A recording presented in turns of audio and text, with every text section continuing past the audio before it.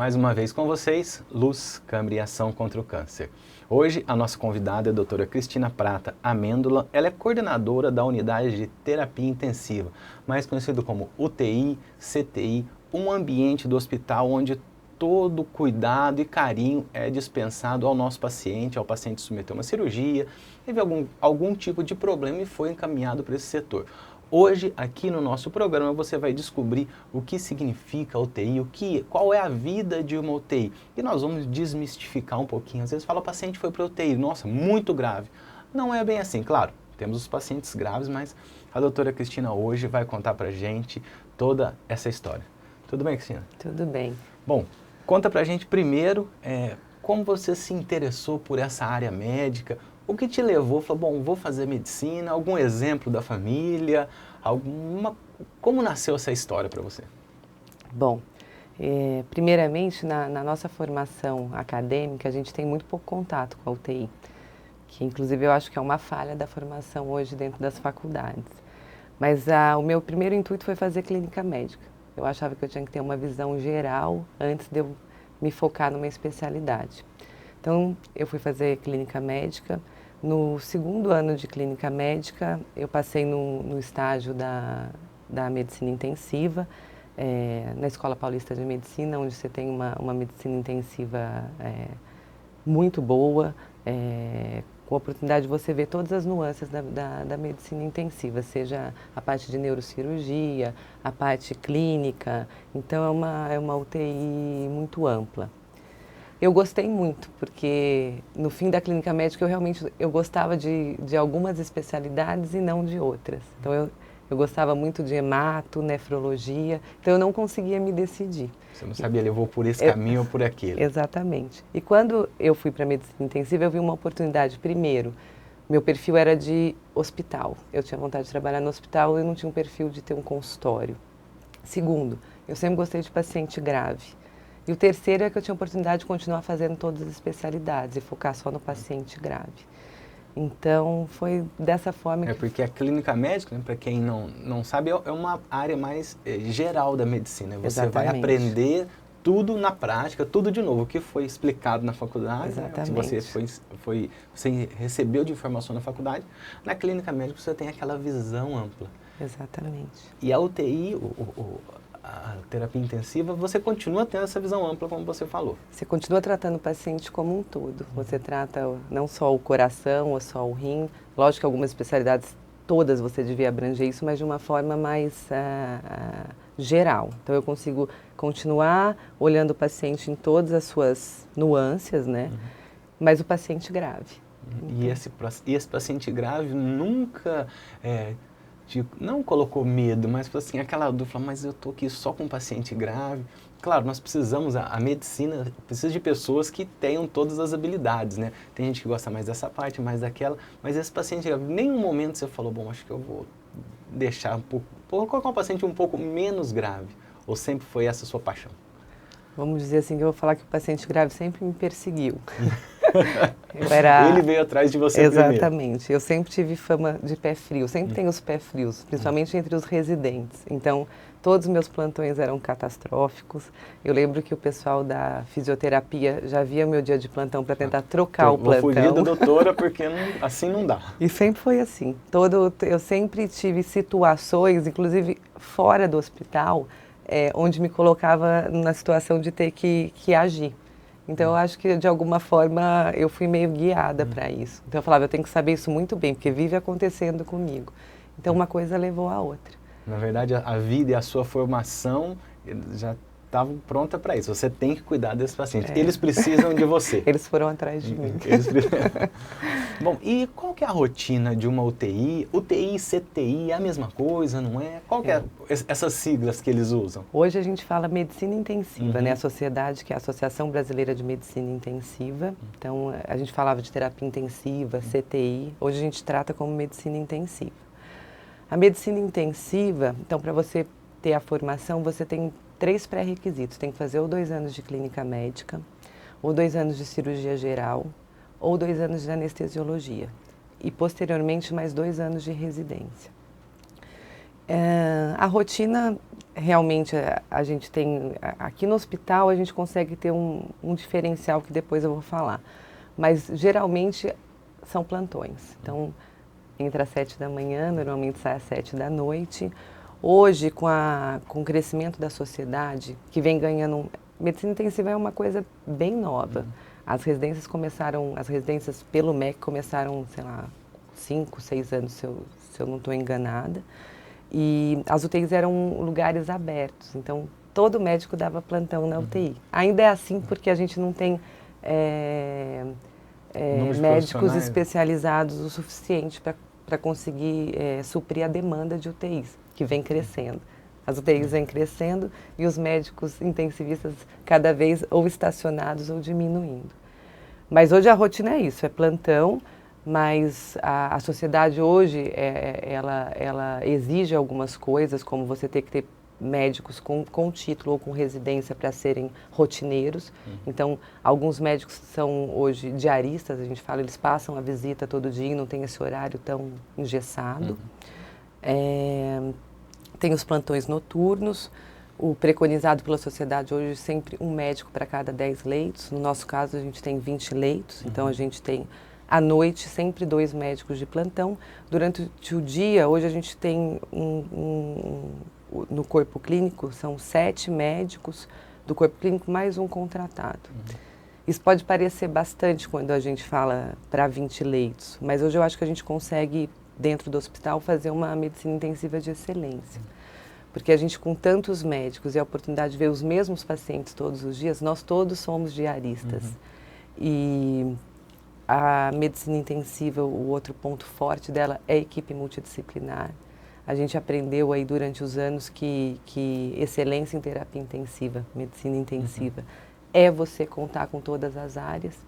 Então, isso já é uma marca registrada do hospital, né? Ter essa multidisciplinaridade. Exatamente. Na UTI, em todas as áreas, mas na UTI eu acho que a gente tem visita diária com a equipe multi, em todos os leitos. E a gente tem hoje fisioterapia, farmácia, enfermagem, psicóloga, nutricionista, nós temos o fono que passa diariamente, nós temos a equipe da odontologia também que passa 2 vezes por dia, odontologia, que é extremamente importante para a gente. Fonoaudiologia também ganhou um espaço muito grande nos últimos anos, quanto mais elas estão lá dentro, mais a gente vê o tanto que elas fazem diferença. E é isso que eu acho que faz a diferença. Porque, na verdade, mesmo você falou, é um médico para cada 10 leitos e toda essa equipe, porque, como você falou no começo, é um paciente mais grave, que ele requer muito mais atenção, né, do que um paciente que está apenas se recuperando de uma cirurgia. Apenas não, né, mas vamos fazer um paralelo. Se recuperando de uma cirurgia, uma coisa teoricamente menos grave do que os pacientes da UTI. Exatamente.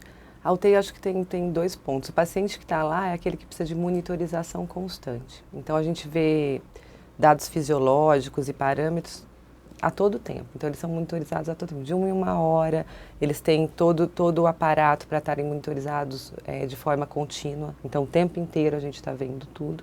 São pacientes que requerem um cuidado intensivo, essa é a palavra. A gente sabe, eu estava falando dos mitos da UTI, que cada vez mais a UTI é uma passagem onde você tem um aparato muito melhor para fazer por exemplo, no nosso caso, que o foco é pós-operatório, nós somos uma UTI essencialmente cirúrgica, para que essas 24, 48 horas aí de maior chance de acontecer as intercorrências do pós-operatório, esse paciente seja muito bem monitorizado. Então a chance dele sair depois, ir para a enfermaria e logo ter alta é muito maior. Então, basicamente, claro, nós vamos falar um pouco mais nos nossos próximos blocos, mas é um cuidado 24 horas na beira do leito de um paciente numa unidade como essa. Exatamente, é um cuidado intensivo. Intensivo, né? Que aí daí vem o nome. Bom, mas tudo isso você vai contar pra gente no nosso próximo bloco. Bom, você vai ficar agora com o quadro Aconteceu, mas não esqueça, assista ao nosso programa todas as segundas às 9 horas da noite e também reprise aos domingos à 1 hora da tarde. Lembre-se, estamos em algumas das redes sociais, YouTube, Facebook, Twitter. Passe por lá, dê uma curtida, assista um pedacinho do nosso programa ou então o programa inteiro. Voltamos já.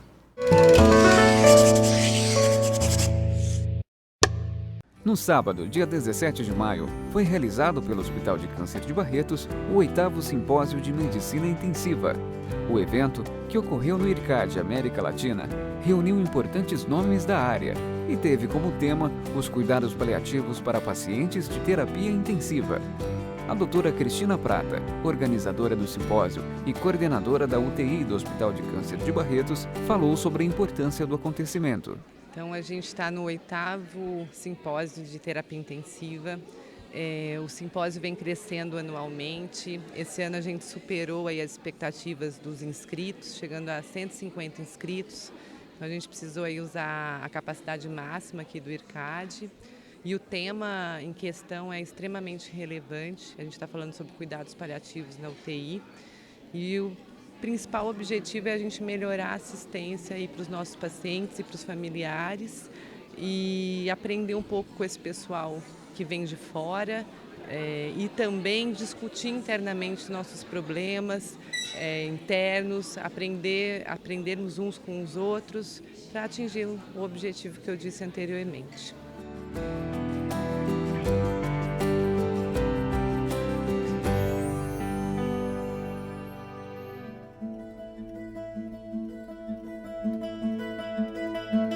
O que seria da vida sem nossos sonhos? O Hospital de Câncer de Barretos também tinha um.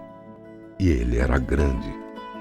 O plano era criar um lugar mágico para tratar as crianças, mas que não parecesse um hospital.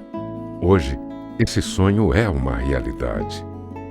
A existência desse novo centro, ela traz uma perspectiva de que as crianças tenham para onde ir, principalmente porque são crianças carentes do ponto de vista financeiro, onde o hospital trata com todos os recursos de primeiro mundo e gratuitamente. Isso abre uma frente nova de possibilidades para as famílias distantes de todo esse país que não tem às vezes para onde ir para tratar o filho com câncer, ele vem para Barretos.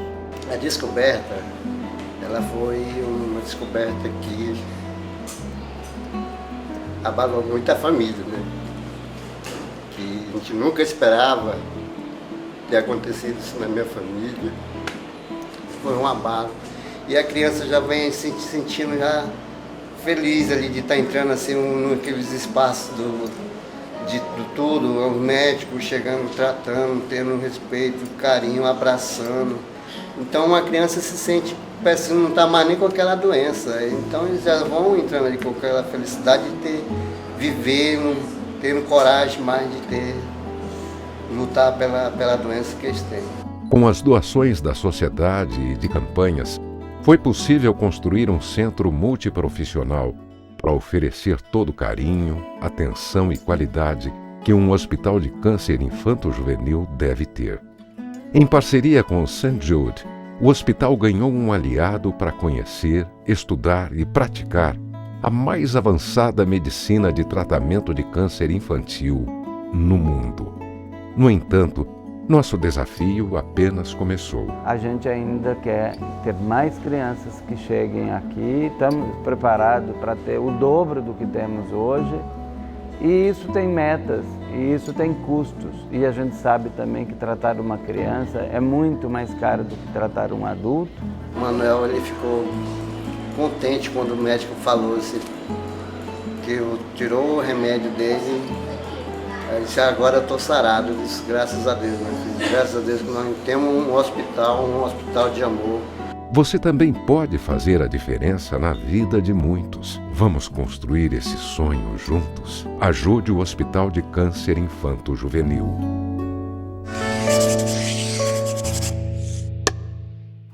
Olá, voltamos. Luz, Câmara e Ação contra o Câncer. Hoje você está conhecendo um pouquinho mais da medicina intensiva, a UTI, aqui do nosso Hospital de Câncer de Barretos. A doutora Cristina está contando para a gente um pouquinho como é o dia a dia, de onde vêm esses pacientes. Ela já falou no bloco anterior que a nossa UTI é essencialmente cirúrgica, os pacientes pós-operatórios, né, doutora? Eles vão até lá, mas também não tem só os pacientes pós-operatórios.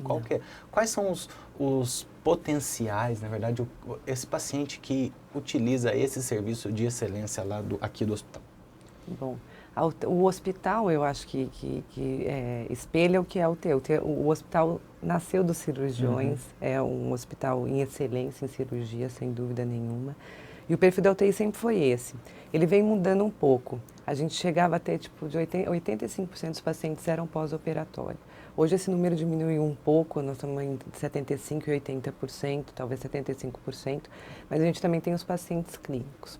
Então, os pacientes cirúrgicos, obviamente, são os pós-operatórios das cirurgias de grande porte. Nosso maior público hoje é a neurocirurgia.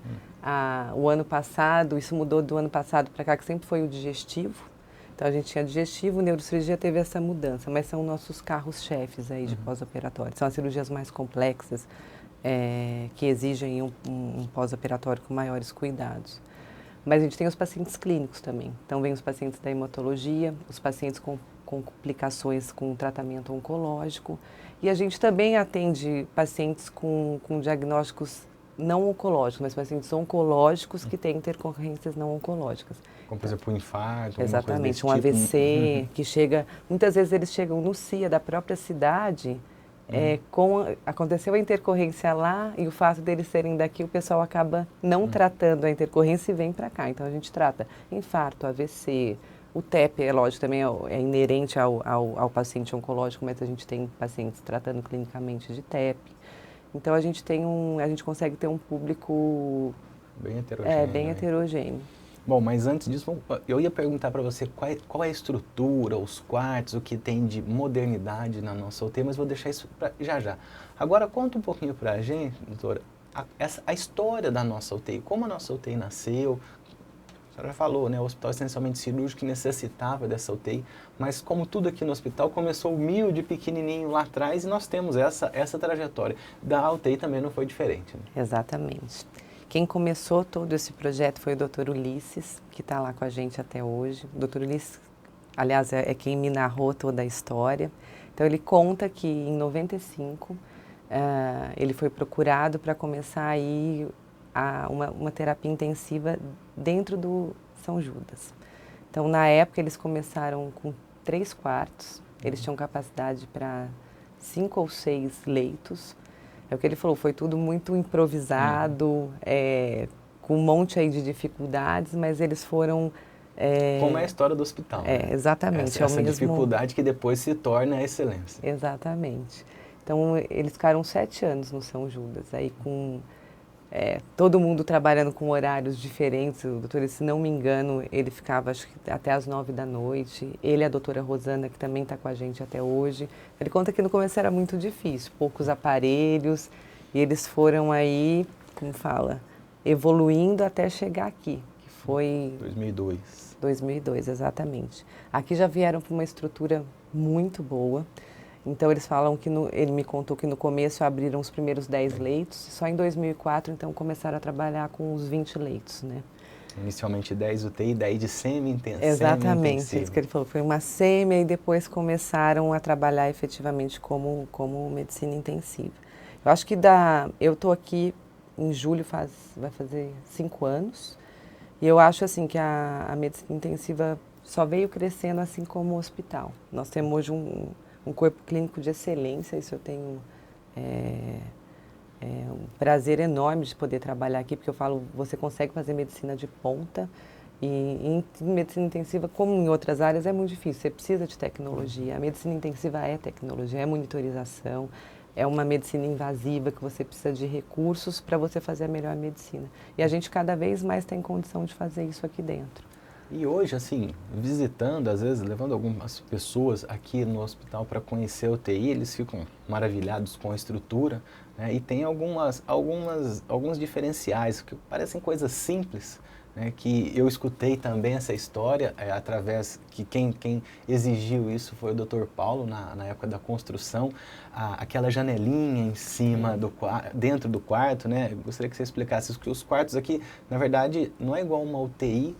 Claro, vocês não estão acostumados, ou não sei se já viram alguma UTI, que é as camas umas ao lado das outras, uma coisa meio feia, vou falar a verdade para vocês, mas aqui é diferente. Né? Então são quartos com relógio e aquela janelinha que a história diz que foi uma exigência do Dr. Paulo. É isso mesmo.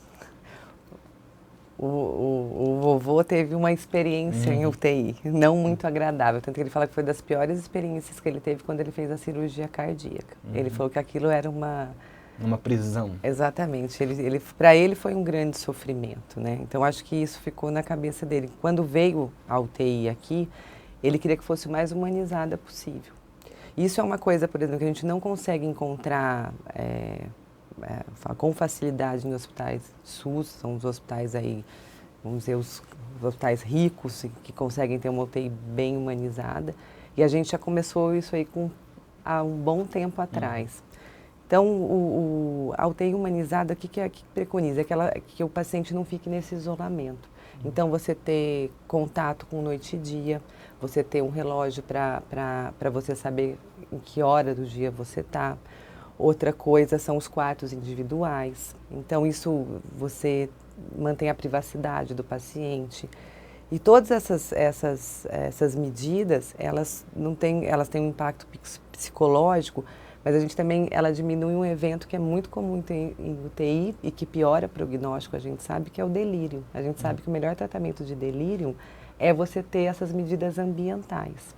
Além disso, a gente na UTI tem o apoio psicológico, a gente tem visitas estendidas, então aqui muitas UTIs são uma pessoa, 2 horas, aqui não, os pacientes podem ficar com os familiares todo dia, então a partir do almoço a gente estende as visitas, podem ser 2 ou 3, mas a gente está sempre aberto a conversar. A gente sabe que tem pessoas que vêm de fora, a gente sabe que tem pacientes que estão morrendo, então a gente é muito aberto para a família ficar muito perto do paciente. Uma coisa que geralmente a UTI não é, né? Não, mas é uma tendência que a gente vê que isso é efetivo.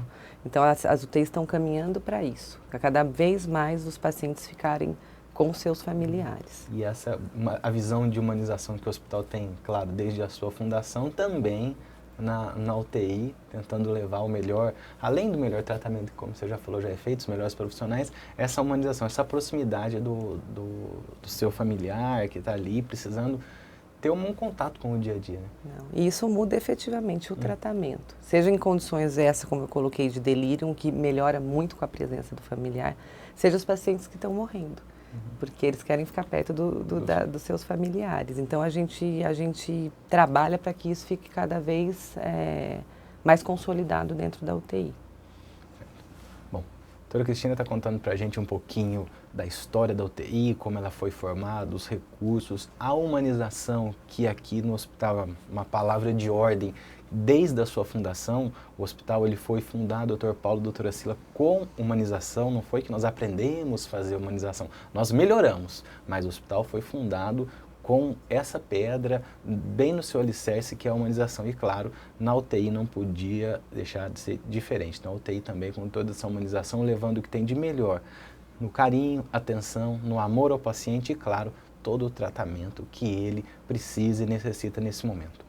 Bom, agora você vai ficar com o quadro Conhecendo e voltamos já. Mas não deixe de acessar o nosso site www.hcancerbarretos.com.br.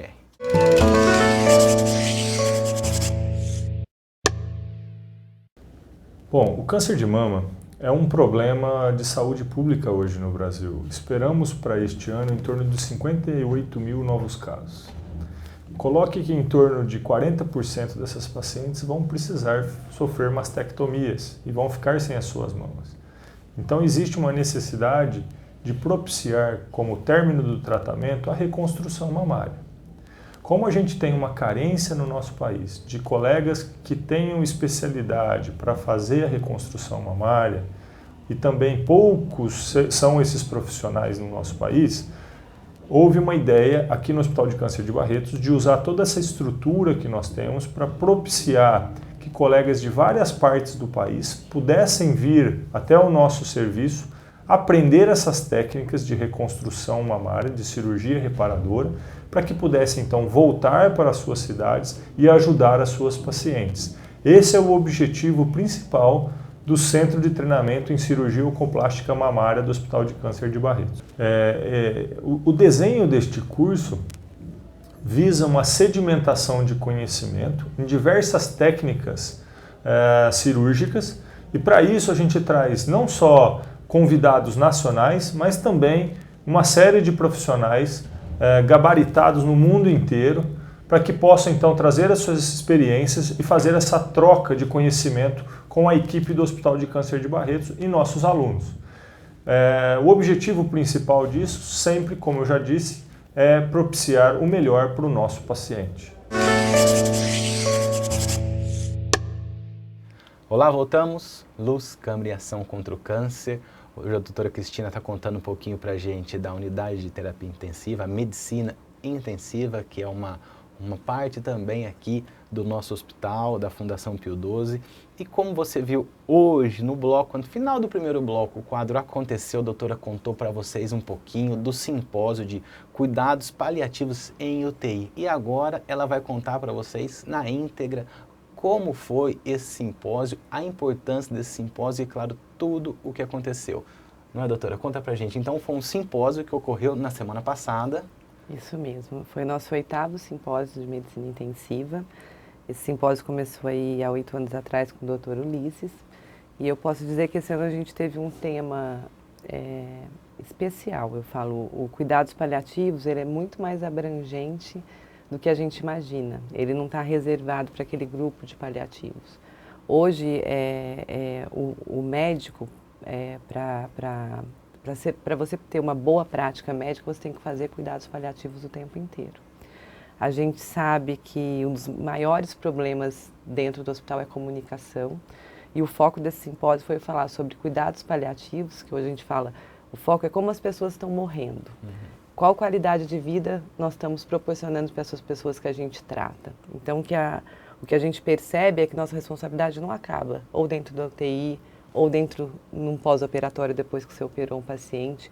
A gente tem que ter um olhar que a nossa responsabilidade é como a gente devolve esse paciente para a sociedade, como ele vai voltar para casa, para os seus familiares, porque isso é responsabilidade nossa também. Ou também como a família vai ficar caso ele não volte, né? Que é uma parte do cuidados paliativos, porque o nosso telespectador ele já aprendeu o que significa cuidados paliativos. Nós temos uma série no Hospital São Judas, Hospital de Cuidados Paliativos, então você em casa já sabe tudo isso, claro, o conceito de cuidados paliativos que a doutora está explicando nesse momento, né? O que a gente vem aprendendo é que o cuidados paliativos começa muito antes de chegar na Rua 20. Ele tem que começar e vem começando na unidade 1. Então, muitos dos pacientes que a gente chegam aqui, eles já estão em cuidados paliativos. Mas isso não significa que não tem o que fazer. A gente tem muito o que fazer. Além que a gente tem linhas de tratamento aí que reservam um tempo maior de vida para esses pacientes. Mas nossa obrigação também é proporcionar qualidade de vida. Eu acho que essa é a palavra hoje. Então, a gente vem aprendendo que a gente tem responsabilidade nisso. E quando a gente chega no estágio que a gente não pode mais proporcionar qualidade, hoje a gente começa a pensar em qual é a qualidade de morte.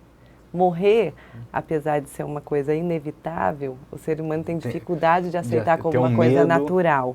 Então, a gente sabe a dificuldade de se morrer em casa. Antigamente todo mundo se reunia, as pessoas morriam em casa, cercadas dos familiares, dos filhos, e teve uma inversão. As pessoas hoje morrem no hospital, longe da família, em ambientes, por exemplo, de medicina intensiva, que talvez não seja o lugar ideal para se morrer. Então, esses questionamentos todos vêm fervendo, ebulindo aí nos últimos anos, e a gente vê que a gente tem muito para aprender. O simpósio falou muito disso, de como morrer e qualidade de vida, então, até onde a gente vai, mas eu acho que o foco principal foi a comunicação que veio se perdendo ao longo dos anos dos próprios profissionais de saúde e do profissional de saúde com o paciente e com seus familiares. O que a gente percebe é que, hoje em dia, não tem mais espaço para aquele médico, vamos dizer, ditador ou general, o médico e o paciente. Então, o médico acima e dá ordem e acabou. De jeito nenhum. Hoje a gente traz o paciente e o familiar para a discussão de até onde a gente vai, como a gente vai, quais são as expectativas desse paciente, porque a gente sabe que uma coisa que a gente bateu muito no simpósio é que qualidade de vida é diferente para cada pessoa. Porque a qualidade de vida para você é diferente do que é para mim, é diferente do que é para outra pessoa. Para alguém pode ser dirigir um carro. Para outra pessoa pode ser casar. Teve um exemplo muito bonito numa aula do professor Daniel Fortes, que hoje é assim uma referência em cuidados paliativos. Ele veio da medicina intensiva, ele que faz cuidados paliativos no Sírio-Libanês. Ele falando que ele teve um paciente que estava no terceiro recidiva, um paciente jovem de 34 anos, se não me engano, mas que já não queria se tratar, não queria tomar nenhum tipo de medicação, não falava, e que um dia, quando ele foi chamado, ele foi conversar com o paciente e perguntou: mas o que é qualidade de vida para você? Aí que ele virou e falou: é casar. Há 10 anos eu fui acometido por essa doença e eu vim fazendo planos que eu queria casar com a minha namorada e eu não vou ter possibilidade para isso. Então o grupo de paliativos se focou no quê? Se para ele qualidade de vida é casar, eles focaram em promover esse casamento. E foi isso que trouxe aí alegria para ele voltar a se tratar, e ainda ele conseguiu sair do hospital e viver um pouco com essa esposa. Então eu acho que essa geração que vem vindo, ela tem que começar a ter outro diálogo. Acho que nós vamos passando aí por épocas e a gente vai tentando cada vez evoluir, mas eu acho que a história é essa, é a gente compartilhar com o paciente, tem que perder tempo, porque isso é o mais importante. A gente está tão focado que a gente tem que fazer... Que não se tem tempo para nada. E as coisas mais importantes a gente não para. Isso é o mais importante, você ouvir o que a pessoa quer nessa hora, até onde ela quer ir. Às vezes você buscando medicações e tratamentos quarta, quinta, sexta geração, e ele queria só casar. Exatamente. Eu acho que essa é a mudança de paradigma que vem chegando e que a gente tem que prestar atenção, que eu acho que que muda muito aí, porque a gente tem muito tratamento agressivo. É o que a gente estava falando de UTI, UTI só aumenta, porque cada vez você tem muita tecnologia, a gente consegue manter as pessoas vivas durante muito tempo, e agora a gente fala até onde a gente vai, até onde vale a pena você investir, o que essa pessoa espera, o que ela quer. Será que ela gostaria de sobreviver, que não é mais viver, né? Sobreviver de uma determinada forma. Bom, e no simpósio, qual foi a sua opinião em relação ao como o Brasil, né? Claro, o hospital tem uma abrangência nacional, tem uma abrangência também internacional, mas qual a abrangência nacional? Como você viu a reação dos participantes aqui do nosso país? Cuidados paliativos em UTI, ele está uma coisa que está começando ou já tem uma certa maturidade? Ou o pessoal falou: nossa, precisamos fazer isso? Qual foi a reação do público, né? Não, eu acho que o objetivo era justamente tirar o pessoal da zona de conforto, e ele foi atingido. Eu acho que o simpósio, quem assistiu, ele deixou a gente no estado de inquietação. De que você Preciso fazer alguma coisa. Exatamente. Cuidados paliativos é novo, é relativamente... Apesar de ter começado na década de 40, os primeiros insights aí, de cuidar dos pacientes em fim de morte, ele veio se consolidando nos últimos anos. Mesmo como especialidade, é o primeiro ano que virou uma residência médica, era só área de atuação. Mas, sem dúvida, a gente tem muito para aprender. E eu acho que na área de saúde, o que a gente tem que evoluir é em comunicação. O que falta é comunicação. A gente pode melhorar muita coisa se a gente conseguir desacelerar, parar, ouvir uns aos outros, que a gente já deixa de fazer isso na correria do dia a dia, mas principalmente ouvir o paciente e seu familiar. É eles que vão dar o caminho. A gente tem várias opções, mas quem vai dar o caminho de onde a gente tem que ir para cada paciente em especial, individualmente, é ele principalmente, e quando ele estiver impossibilitado é a família dele. Às vezes a nova geração de tratamentos não seja uma medicação, e sim esse diálogo, essa comunicação que você disse. Sem dúvida nenhuma. A gente tem que evoluir bastante nesse sentido. Tem muito que aprender. Eu acho que a gente já faz muito instintivamente, mas hoje a gente sabe que as coisas não são instintivas, elas são estudadas. Então, tem uma série aí de medicina baseada em evidência mostrando como muda simplesmente a comunicação. Veio uma psicóloga também do Sírio, a doutora Renata, que deu uma aula belíssima, e ela mostrou medidas que a gente relativamente simples, mas assim, o grupo que tinha contato e conversava com a psicóloga da UTI, e o grupo que não tinha. Isso diminuía o tempo de internação, diminuía a sobrevida. Então, coisas que teoricamente nós não aprendemos a valorizar, nem na faculdade, nem na nossa formação, porque E aparentemente simples, que ninguém nem liga. Fazem total diferença. Eu acho que esse, eu acho que é o que a gente tem que começar a olhar. A gente tem que começar a olhar diferente, a gente tem que parar e achar não é perda de tempo parar e ficar horas falando com o paciente, entender o que ele quer, porque na hora de você decidir, você também está tranquilo, essa família está tranquila e a família quer ser cuidada e nossa obrigação é cuidar, tanto quando as coisas vão para um lado positivo, esse paciente é curado ou vai de alta, mas também no outro lado. Que é a humanização também da família. Exatamente. Bom, a doutora Cristina está contando para a gente um pouquinho do como foi o simpósio, essa nova bandeira, não é nova não, mas essa bandeira que vai ser seguida, e já claro já está sendo seguida, que é a comunicação, não só com a família, com o paciente, às vezes escutar as angústias e ver o que esse paciente ele pode acrescentar no tratamento e com certeza ele acrescentará e melhorará a sua condição de vida, a sua sobrevida. Bom, agora você vai ficar com o quadro Uma Dose de Saúde e voltamos já. Mas não esqueça, dê uma passadinha no nosso site www.hcancerbarretos.com.br, Facebook, Twitter e também o YouTube. Estamos nas redes sociais. Dê uma checada.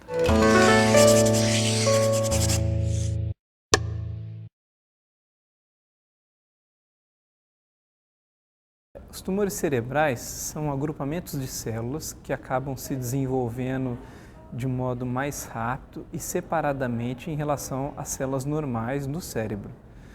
Normalmente são tumores que têm localizações bastante diferenciadas e que acometem as pessoas nas mais diversas faixas etárias.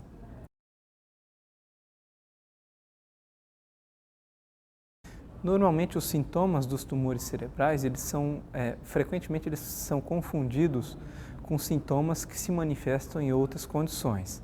Mas os sintomas mais comuns são dor de cabeça, uma dor de cabeça muito forte, às vezes uma dor de cabeça associada a vômitos, crises convulsivas, déficits motores, e nesse caso, às vezes esses déficits são confundidos com AVCs, com derrames e alterações de comportamento.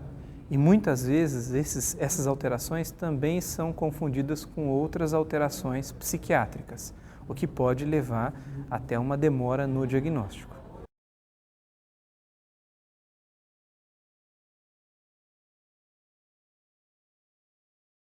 Os tumores cerebrais, quando eles são diagnosticados precocemente, assim como todos os outros cânceres no corpo humano, eles permitem um tratamento mais eficaz, principalmente porque uma das ferramentas mais importantes para que esses tumores possam ser tratados é a cirurgia.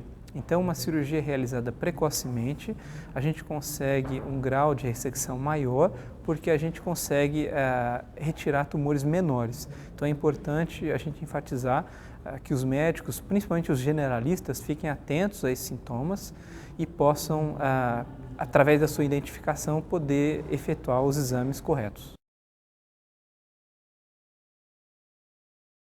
Normalmente os tumores cerebrais, a gente ainda não conhece muitos até o momento sobre os fatores que desencadeiam a formação desses tumores no cérebro. Por conta disso, a prevenção desses tumores é extremamente complicada, porque a gente não conhece todos os fatores de riscos que estão envolvidos na sua formação.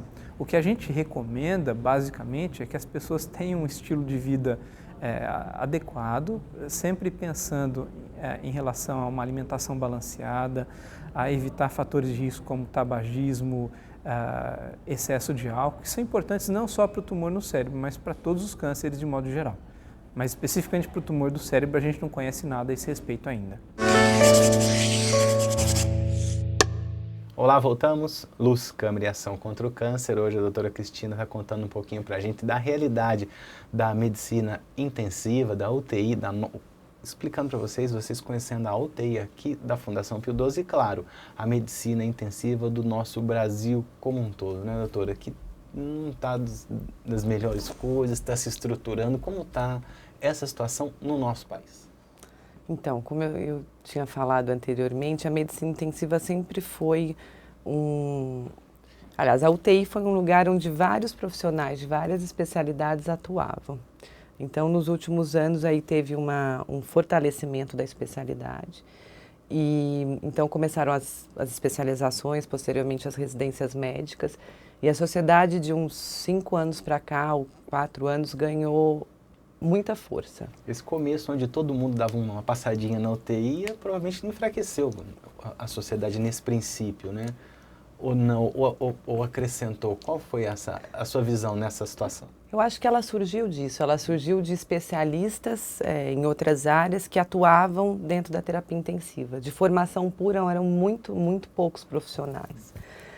Mas o que acontece foi esse movimento de tentar fazer da medicina intensiva uma especialidade e tentar focar nesses especialistas o cuidado com esses pacientes. Hoje, o cenário, apesar aí desse fortalecimento nos últimos anos, principalmente da sociedade, nós não temos um número de profissionais que supra o número de UTIs. E a gente vem num aumento aí de UTIs progressivo. A gente chega a falar que os hospitais vão virar grandes UTIs, porque hoje você não pode abrir mão de tanta tecnologia e tanta coisa sabendo do benefício. Só que os profissionais não vêm aumentando na mesma intensidade, mesma velocidade. E aí tem vários pontos a se pensar. A medicina intensiva, acho que muita gente que olha fala, eu vou ficar o dia inteiro Eu mesmo, quando fui fazer medicina intensiva, todo mundo fala, mas você vai ficar só na UTI, mas você não vai fazer mais nada? Não, eu vou fazer UTI.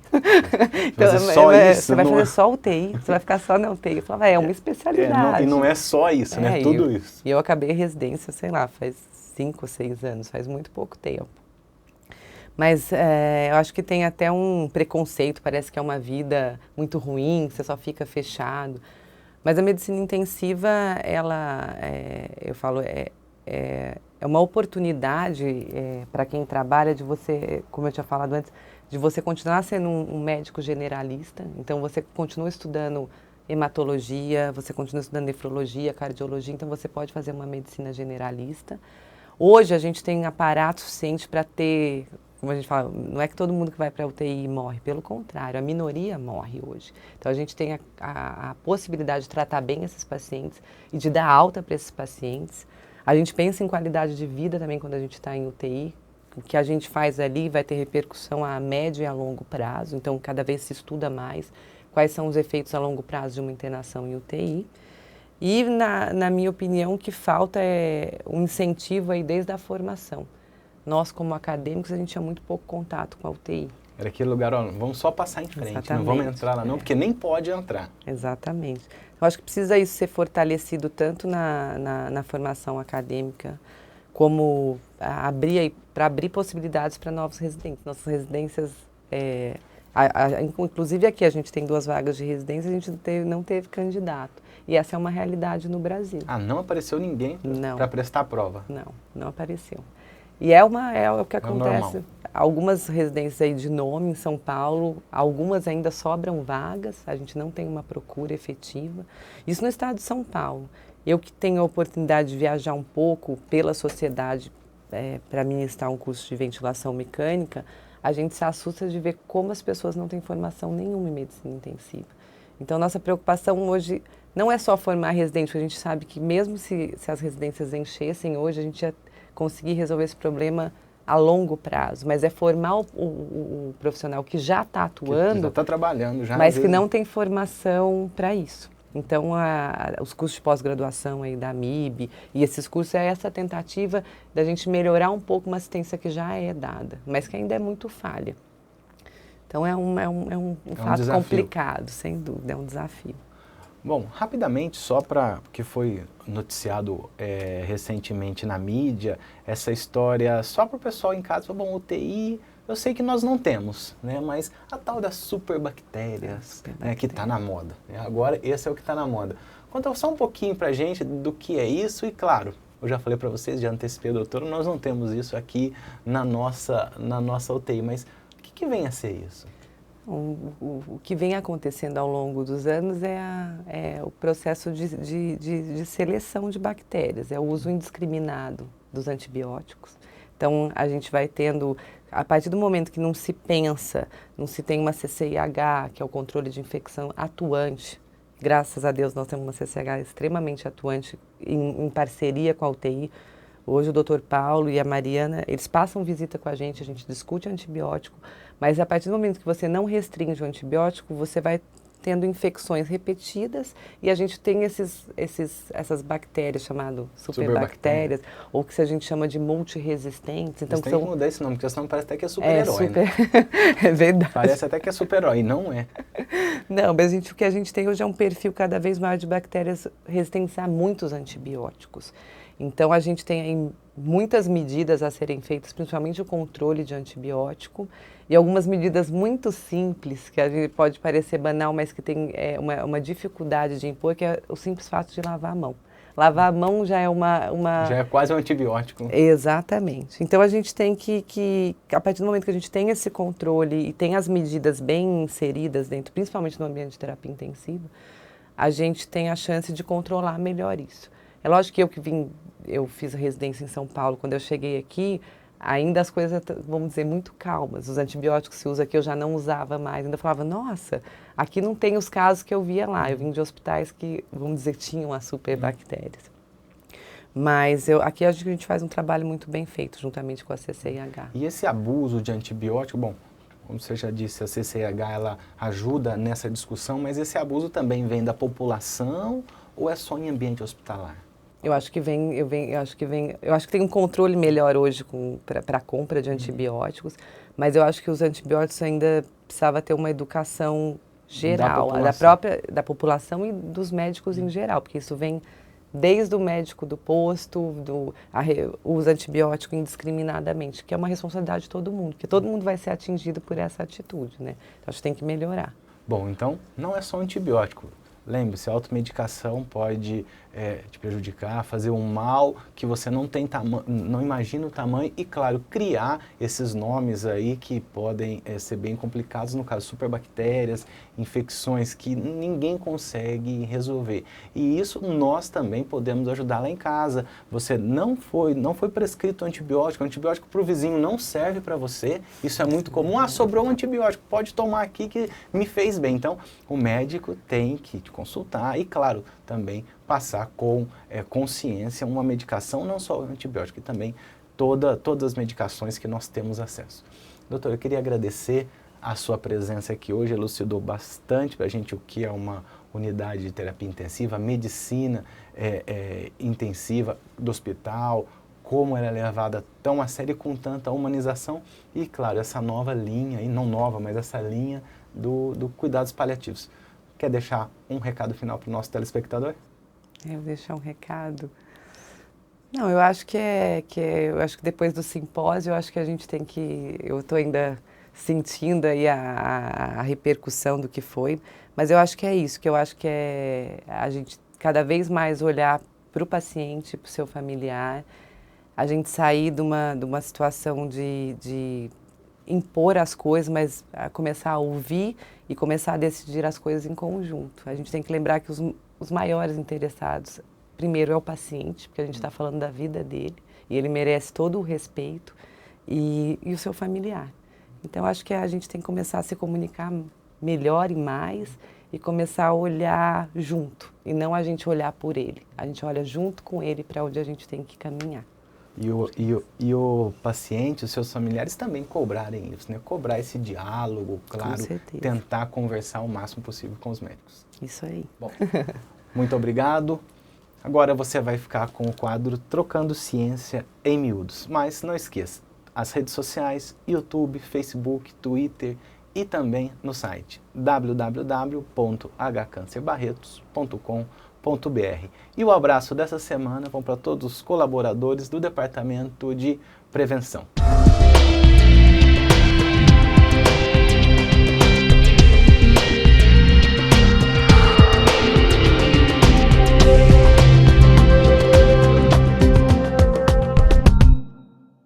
Olá, estamos mais uma vez com vocês com o quadro Trocando Ciência em Miúdos. Hoje nós temos como convidada a Ana Luísa Vicente, ela que é aluna aqui do curso de pós-graduação da Fundação Pio XII, no Hospital de Câncer de Barretos, está fazendo o seu mestrado em melanoma.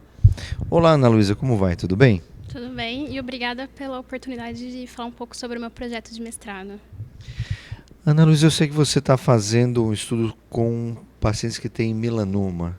O que é o melanoma? O melanoma é um subtipo de câncer de pele, mas ele acontece especificamente em uma célula da pele, que são os melanócitos. Então, decorrente às alterações nessas células, a gente tem o melanoma. E o melanoma, ele tem alguma característica, assim, no tumor de pele? Como é que as pessoas que estão lá em casa podem saber um pouquinho mais sobre o melanoma? Geralmente por um crescimento irregular de uma pinta, né, de alguma mancha na pele. Geralmente se diagnostica assim na primeira consulta. E assim, é um tumor fácil de tratar? Como é que é o melanoma? Depende do subtipo do melanoma, ele é mais agressivo ou não. Então vai depender realmente disso para a resposta terapêutica. E o que você está estudando exatamente em relação ao melanoma? Eu sei que você trabalha num laboratório aqui de pesquisas moleculares. E o que você está fazendo exatamente no seu estudo? Conta pra gente. Eu estou vendo a frequência de alterações moleculares, né, que são mutações do DNA, em melanomas, em 5 genes, em pacientes que foram diagnosticados aqui no hospital. E por que você quer estudar esses 5 genes especificamente? Que importância que eles têm? Porque se a gente conseguir estabelecer uma frequência dessas alterações e correlacionar com o subtipo do melanoma, a gente pode, claro, né, a longo prazo, desenvolver drogas específicas para essas alterações e a gente melhora, então, o tratamento desse tipo tumoral. E como é que você faz exatamente? Você busca o material que já existe aqui armazenado, ou você convida os pacientes? Como é que você faz? Conta um pouquinho mais pra gente. O hospital ele tem um departamento que coleta e armazena o tumor quando ele é retirado do paciente na cirurgia. Então eu pego uma amostra desse tumor, levo para o laboratório e faço a extração do DNA e todas as análises moleculares. É dessa forma. O material já está armazenado aqui? Isso, ele já está armazenado devido à cirurgia que o paciente previamente fez. E que resultados você pretende encontrar no seu estudo? O que você está achando que você vai encontrar? Eu pretendo encontrar uma diferença nessa frequência de acordo com o subtipo e que essas alterações moleculares, né, as mutações, elas tenham algum impacto clínico, ou seja, que essas mutações elas levem a uma maior malignidade do tumor ou não. Então eu espero encontrar essas diferenças.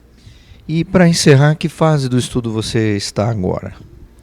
Eu tenho o material todo coletado dos pacientes, então eu estou extraindo o DNA no laboratório e, em conjunto, eu também estou fazendo as análises moleculares. Termina quando? Eu tenho 2 anos para terminar o mestrado, mas eu acho que em 1 ano eu já tenho os resultados preliminares. Ok, muito obrigado, Ana Luísa, pela sua entrevista. É isso aí, o Hospital de Câncer de Barretos fazendo pesquisa para beneficiar os seus pacientes. Espero vocês na próxima semana. Até lá.